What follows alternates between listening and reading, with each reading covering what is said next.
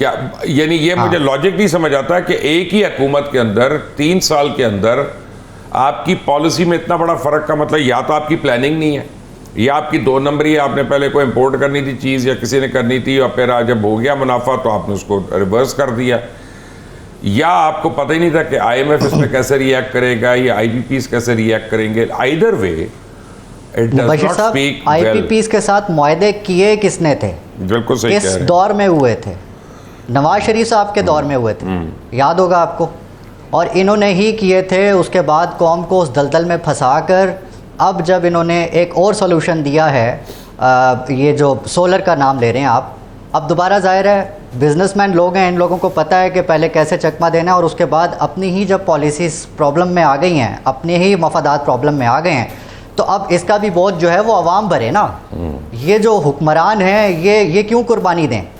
तो यही तो मैं आपको बता रहा हूँ कि प्रायोरिटीज़ का यहाँ पर मिसबैलेंस आपको नज़र आता है कि इस वक्त तक, जैसे आपने अपने इंट्रो में बताया कि ये जो अनमोल नामी खातून है जिनको पिंकी, अब प्रायोरिटी हुकूमत की, और समझ ही नहीं आ रहा कि उसमें ऐसी कौन सी गिद्दड़ सिंगी है कि पाकिस्तान के 42 चैनल उसके पीछे लगे हुए हैं।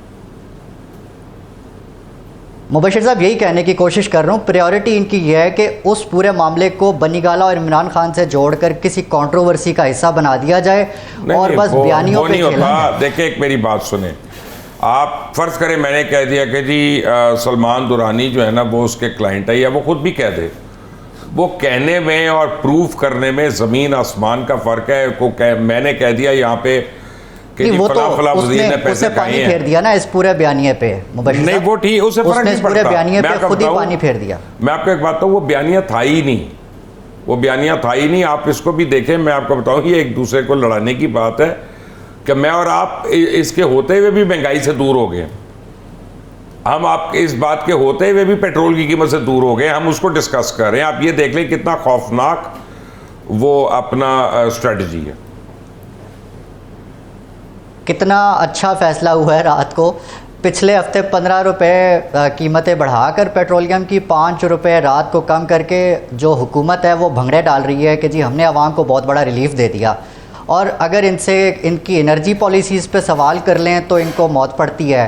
ये आपको गद्दार कह देंगे या आपको किसी और मुखालिफ पार्टी का कह देंगे। आप देखते हैं ना माजिद साहब, 3.5 साल की मुझे तो ये फ्यूल की कीमत समझ नहीं आ रही कि किस तरीके से ये टैक्स लगा रही है तरह, आपको समझ आ रही है? देखिए बिल्कुल समझ आ रही है। उसकी वजह ये है कि 1 साल की जो नाअहली है वो तो गवर्नमेंट शुक्र अदा कर रही है कि उधर जंग लग गई है।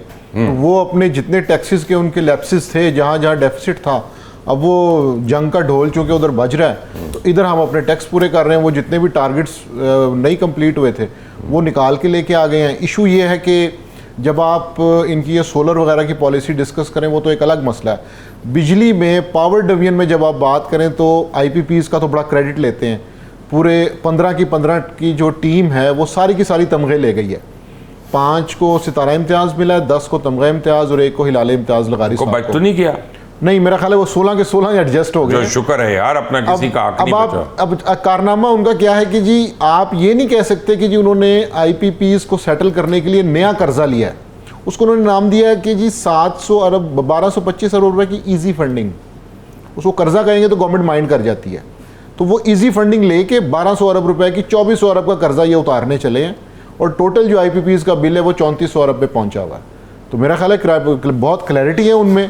ये जितने भी नंबर्स हैं वो तो शुक्र है ईरान की जंग हो गई तो हम इधर से टैक्सेस लगा के वो डेफिसिट पूरा कर रहे हैं। चौधरी साहब ये क्या सुना रहे हैं सर? ये मैं आपको पावर सेक्टर कर दिया मैं सर आपको ना अनपॉपुलर एक अपना ओपिनियन देता हूँ इसके ऊपर, क्योंकि मैं अभी लकीली रिसेंटली लम्स के अंदर मैं एक पूरी पावर स्ट्रक्चर के ऊपर ना पूरी एक वर्कशॉप एक अटेंड करके आया हूँ।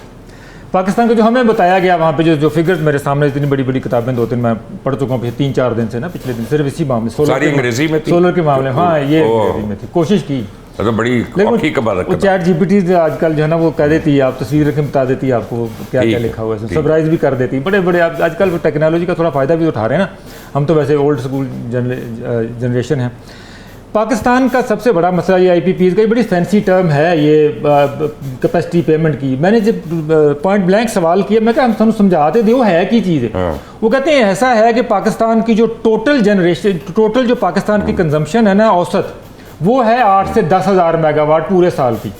लेकिन सिर्फ 2 महीने के, जो गर्मियों के 2 महीने, इसमें जाके टच कर जाती है 25 से 26 हज़ार मेगावाट। तो हुकूमत को वो 2 महीने की पूरी हमारे घर ठंडे करने के लिए ना, वो पूरा साल जो है वो पूरी तरह उसको उस लेवल के ऊपर उसने पावर प्लांट लगाने पड़े।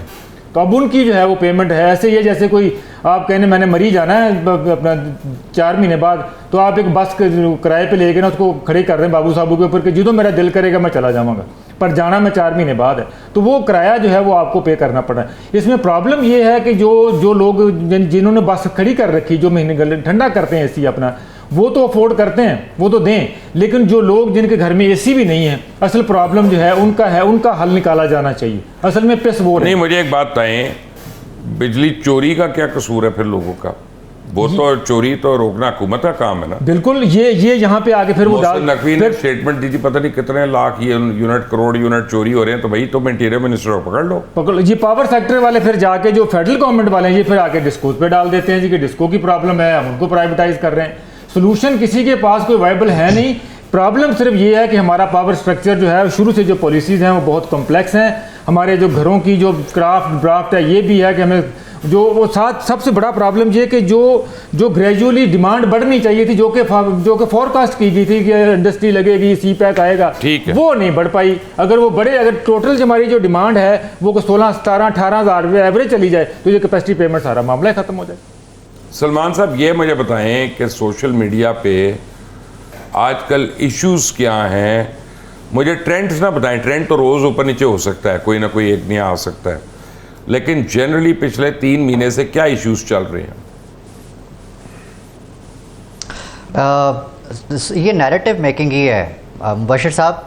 मुख्तलिफ पार्टियां अपने नैरेटिव टो करती हैं और हमने देखा है पिछले 2-3 महीने में पाकिस्तान तहरीक इंसाफ के अपने ही लोग जो हैं वो आपस में लड़ते दिखाई दिए ज़्यादातर, और नून लीग वालों के लिए भी बयानियों पे खेलना ही इम्पॉर्टेंट है, क्योंकि पिछले 3 साल से इनकी हुकूमत बयानियों पे ही खेल रही है। इसके अलावा पॉलिसी तो कुछ नजर नहीं आती। बड़ी लड़ाइयाँ हो रही हैं, सामने आ नहीं रेत का पहाड़ है। मैं जानता हूँ बड़ी लड़ाइयाँ हो रही हैं, सिर्फ आपकी जो हमारी तो ये कब सामने आएगी? हर दिल अजीज़ जो हैं मोहतरमा अज़मा बुखारी साहिबा, मैं आपको बता नहीं सकता पंजाब की काबीना के कितने लोग उनके खिलाफ हैं।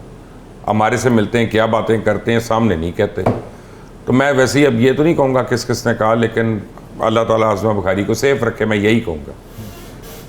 तो नून में भी बड़ी लड़ाई है, कहने का मतलब बस वो एक रिसेंटली भी बड़ा एक अहम वाक़या सामने आया था, वो बिलावल ने डांट दिया अपनी एक अहम, वो उसको छोड़ दें, अभी उस पर आते हैं। मेरे तीनों मेहमान मेरे साथ ही हैं, तीनों सोशल मीडिया इन्फ्लुएंसर्स हैं। आज यहाँ पे कोशिश कर रहे हैं कि मेरा शो ही बंद हो जाए किसी तरह, कोई ऐसी बात कर दें बस। सलमान दुरानी, मुझे जनरली बताएं कि इश्यूज़ क्या हैं हमारे?